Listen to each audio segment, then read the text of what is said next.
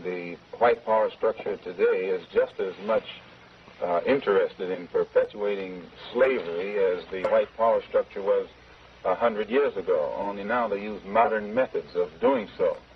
And realizing that the black people in this country are waking up and becoming filled with a desire to be looked upon as men and as human beings, the white power structure, to slow down that struggle for freedom and human dignity, uses tricks. 100 years ago they could do it with chains.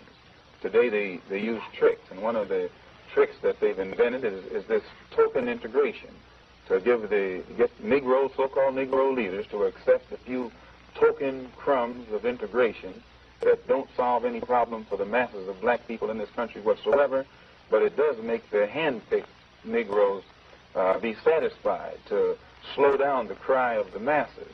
And a good example of that is, as soon as the spirit of rebellion or revolution began to spread among the masses of black people in this country, and they began to take an active part, and they showed that they weren't confined to this nonviolent approach, then the government or the power structure began to sit up and take notice. And now, as you said earlier, the president is talking about new legislation and to put it, take it out of the streets and put it back in the courts. Well, as long as it's in the streets, it's in the hands of the masses of black people who will not compromise or who cannot be bought out.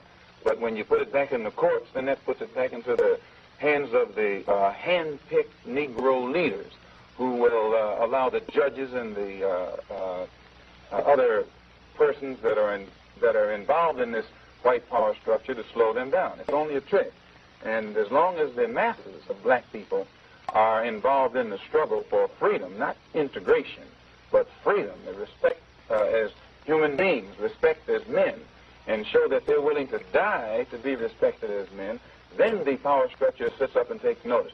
But as long as this mass element is led, and when I say led, I use led in quotes, actually contained by Uncle Tom Negro leaders who hold them back, who tell them turn the other cheek, and things like that, then the white power structure isn't worried at all. They're only worried when they know that the masses of black people are ready to explode, and in exploding it will destroy some of the furniture in their house, and then they react accordingly. Mr. Morrison? Well, I believe that the dominant interests in our society, which are white, of course, are extremely worried that their system will be seriously damaged. It is disrupted now. They want to halt the disruption, which is being caused by the rising wave of militancy among Negroes all over the country. President Kennedy, in commenting on the efforts and the methods being used by American Negroes to gain their ends and their goals, which simply stated are unrestricted access to citizenship rights, said that it is better to settle these matters in the courts than on the streets.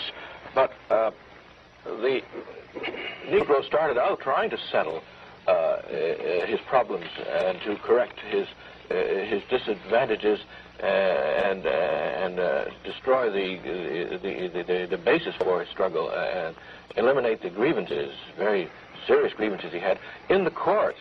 Our NAACP was set up on the basis of legal struggle and legal tactics alone, and it has to revise its whole approach to the question. And yet, Mr. Morrison, it seems to me that the president was saying that while he seeks to remove the struggle from the streets, that the courts have gone quite far, that the presidential office, the executive branch of our government, in the president's terms, has made certain steps, and he seems to be saying more now. He says, we face, therefore, a moral crisis as a country and a people. It cannot be met by repressive police action. It cannot be left to increase demonstrations in the streets. It cannot be quieted by token moves or talk. It is time to act in the Congress, in your state and local legislative body, and above all, in all of our daily lives, which is more than saying, let's send it back to the courts. Why didn't he say this 3 years ago?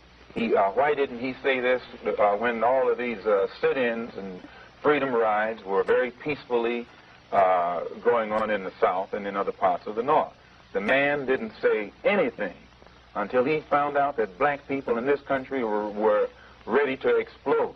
And as soon as he saw that the explosion then was a threat to the white society, he came up with this mealy-mouthed speech, which is too late, and it's only a speech. We still don't see any actions that have stemmed from it. It's still only in the stage of words.